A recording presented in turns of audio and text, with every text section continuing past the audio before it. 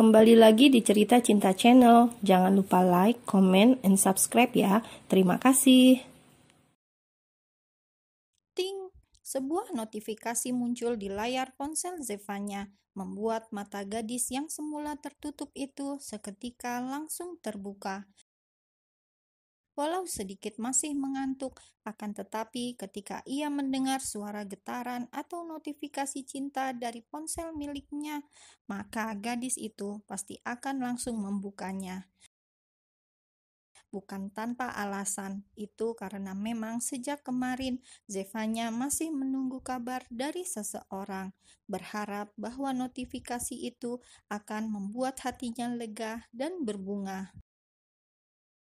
Artis sombong, I'm here.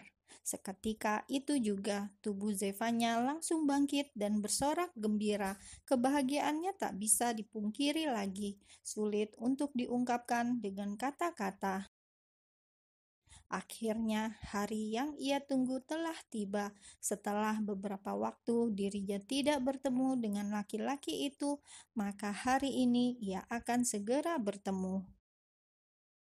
Restoran A jam 10, tulis Zevanya dengan perasaan berbunga.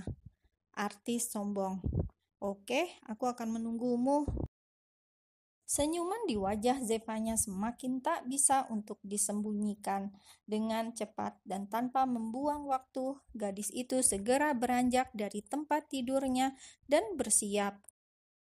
Kenapa rasanya sangat berbeda dengan saat dapat kabar badai datang kemari? Zevanya terus bergumam di sela aktivitas mandinya, hingga tak berapa lama dirinya sudah menyudahi aktivitas itu agar tak terlambat. Bak seorang anak gadis yang akan bertemu dengan sang kekasih tak bisa dipungkiri. Zevanya tak henti bersenandung ria sambil menuruni tangga. Jam sudah menunjuk angka 9 pagi dan ia baru turun. Maka tak heran jika di rumahnya sudah terlihat sepi karena ayah dan kakak kembarnya sudah pergi beraktivitas.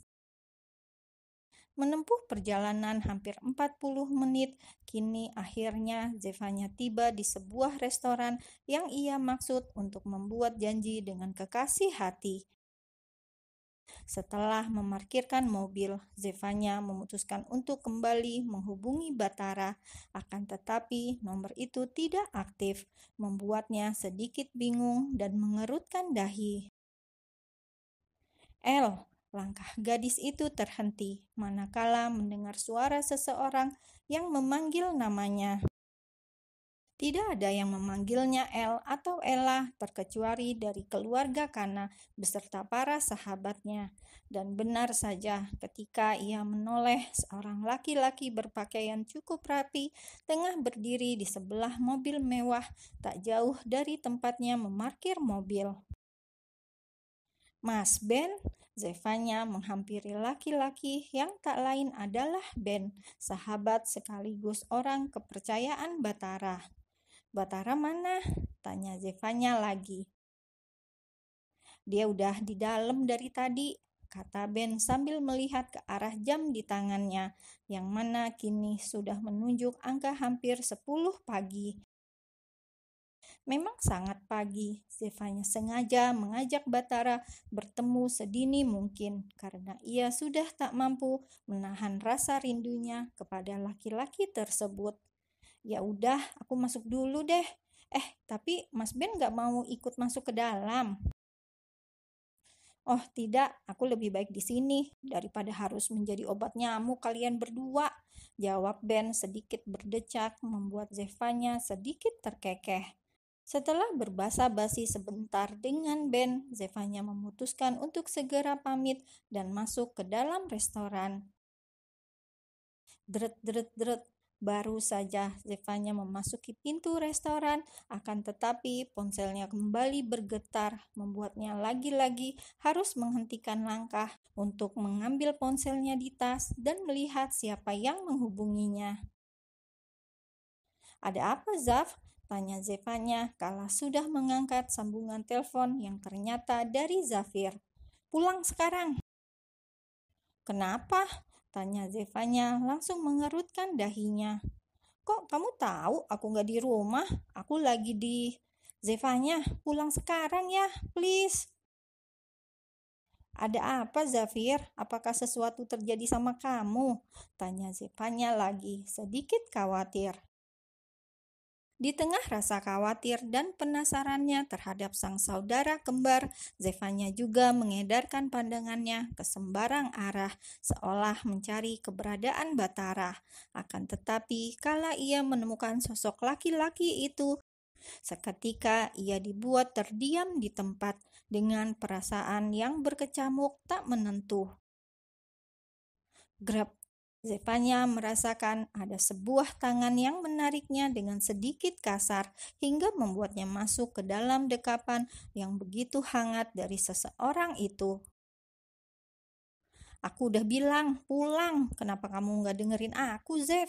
Gumam laki-laki itu, yang tak lain dan tak bukan adalah Zafir, saudara kembar Zevanya.